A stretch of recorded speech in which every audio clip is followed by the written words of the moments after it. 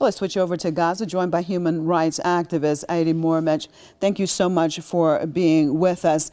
Now tell me, this is another ship has been boarded, another ship that was trying to break the blockade. Are you surprised that this has happened? And if you're not, what is the point of these ships trying to break the blockade when we see time and time again that Israel not only does not allow them to reach it, but basically is not even condemned by the mainstream international community? Well, I think that gradually, actually, the global governing bodies of this world are starting to think, is Israel really worth the hassle for all the support that the aid from America, the weaponry from America, the continuous diplomatic, political and military support from Europe.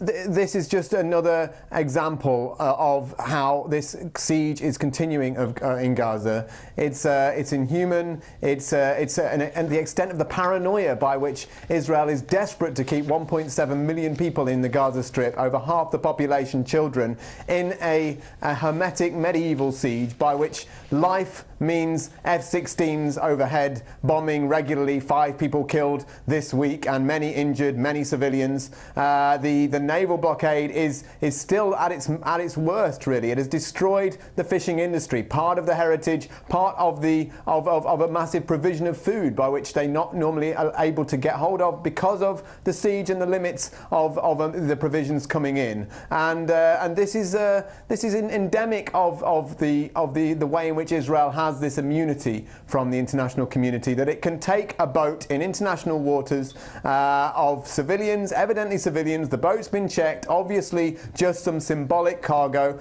trying to say, right, Gaza has a right to be reached and to have access to the rest of the world. This is madness, what's happening. And it's madness, the fact that it can continue with the world watching on. This is no longer hidden from the eyes of the rest of the world. This is no longer hidden from the politicians of the world. And I think actually beneath the surface, the United Nations and international governing bodies, they are starting to think, well, hang on a minute.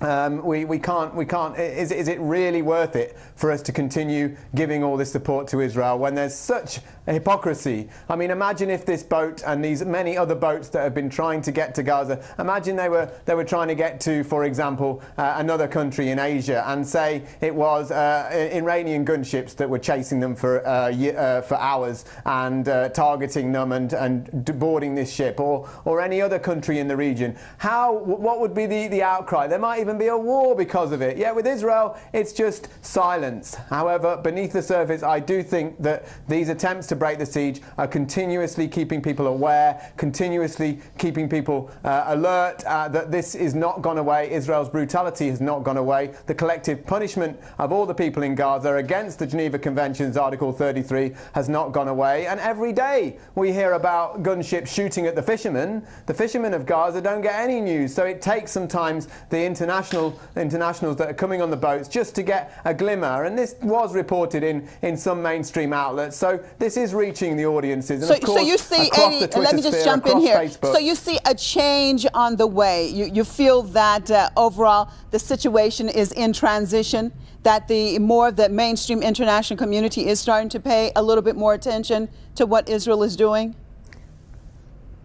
I think so, actually, and I think as much as anything, you're getting voices about this from inside Israel. Former ambassadors saying that they would never be the ambassador of Israel again, and saying that we in Israel are not aware of the true extent by which people in the United Nations are starting to lose patience and starting to say, well, Israel seems to be a lost cause. They're no longer, I mean, in the past, while Israel has been committing the apartheid policies against the Palestinians, while it's been continuing the longest military occupation in modern history, they've had some leaders that have been a little bit more serene, a little bit less ugly and explicit about what they were doing. However, the current regime with your Liebermans, the Shahs and Netanyahu, they seem to not to worry too much about the international community. They're actively supporting Romney in the American presidential campaign, and they're insulting various European leaders. So as well as all this, the brutality continues. Most people, even David Cameron, the British Prime Minister, Minister has said that Gaza is one of the largest open-air prisons. So